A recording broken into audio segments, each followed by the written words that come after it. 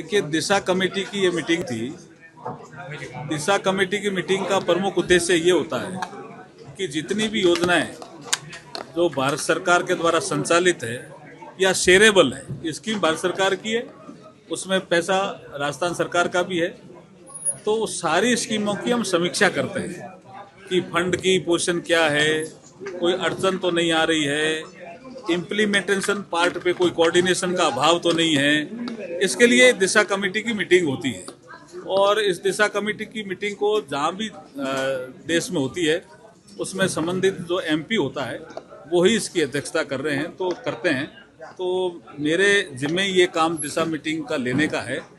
आज हमारे सुमित गोदारा जी भी जो मंत्री हैं राजस्थान सरकार में, वो भी इसमें सम्मिलित हुए।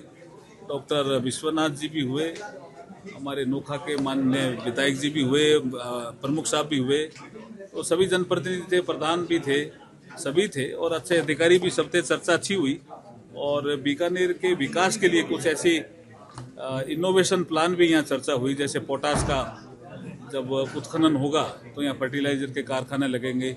पीएम साहब पलाना में मीटिंग लेके गए 22 मई को, तो उसके बाद जो नीचे लिग्नाइट है उसका कोल गैसिफिकेशन का काम तेजी से आगे बढ़ रहा है। इसकी हम प्लान बना रहे हैं और वो 7-8 जगह कोयला ऐसा है जहाँ कोल गैसिफिकेशन के लिए वो कोयला उपयुक्त है। सोलर के लिए भी चर्चा हुई, हमारी गैस आ गई है तो सेरेमिक हब बने बीकानेर, उसके लिए भी चर्चा हुई। और एक टूरिज्म को लेकर के भी जो हमारी चर्चा ऊपर हुई उसके अनुसार बीकानेर को क्या नाइट टूरिज्म का हम हब बना सकते हैं क्या, तो इस दिशा में भी हम एक प्रयास कर रहे हैं, एक रिपोर्ट बना रहे हैं कि नाइट टूरिज्म के लिए बीकानेर सबसे उपयुक्त स्थान है। गर्मियों में भी यहाँ की रातें ठंडी हो जाती है और सर्दियों में वैसे भी उपयुक्त है। तो ये कुछ विषय थे तो इसकी चर्चा। रेलवे फाटक को लेकर किस तरह से बात हुई? रेलवे फाटक का प्लान बन गया है, उस प्लान के अनुसार मुझे लगता है कि कार्रवाई हो रही है और अब तो मुझे लगता है कि 80-90% समस्या का समाधान हो जाएगा। सर, अभी आप यात्रा में गए थे, वहाँ पे क्या कुछ मीटिंग? लंदन बहरीन की यात्रा, लंदन दौरे पे थे, फिर उसका सिंधुदुर्ग गए, क्या कुछ? देखिए, बहरीन की यात्रा तो एक विशेष पर्पज के लिए थी, वो थी इंटरनेशनल कॉमर्शियल कोर्ट की स्थापना को लेकर के। तो जो क्राउन प्रिंस से जो मेरी वार्ता हुई वो वहाँ के प्रधानमंत्री कहलाते हैं, बहुत अच्छी वार्ता हुई, आध्यात्मिक चर्चा भी हुई और हमारा बीकानेर का जिक्र भी मैंने वहाँ किया। हमारे जो सूफी संत हैं उनका भी जिक्र किया, बुल्ले शाह का जिक्र किया मैंने, हमारे बाबा फरीद हैं उनका जिक्र किया। और मैंने ये कहा कि मैंने ये कहा भी है, सुमित जी खड़े हैं, मैंने कहा बाबा फरीद का तो लूणकरण सर के गांव में भी उनका जिक्र आता है। तो वो क्राउन प्रिंस बहुत प्रभावित हुए कि ये संस्कृति कितनी देखो आपस में मिलती है।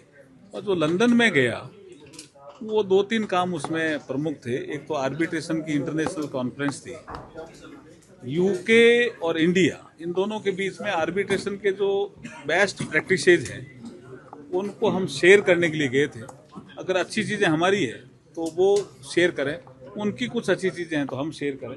इसके लिए एक प्रोग्राम था, शानदार हुआ। लेकिन उसके साथ एक प्रोग्राम जुड़ा, वो था ग्रे जिन में, जहाँ बाबा साहब BR अम्बेडकर साहब ने बैरिस्टर की डिग्री ली थी। वहाँ एक प्रोग्राम था भारतीय संविधान के 75 साल और डॉक्टर BR अम्बेडकर का उसमें योग था। वो बहुत शानदार प्रोग्राम हुआ जिसका जिक्र मैंने अभी किया। Thank you. सरकार के 11 साल हुए, क्या क्या विकास के काम हुए?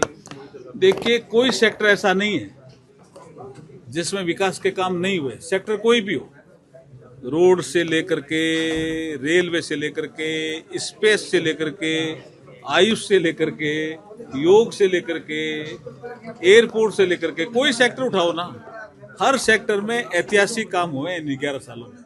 Thanks for watching the video.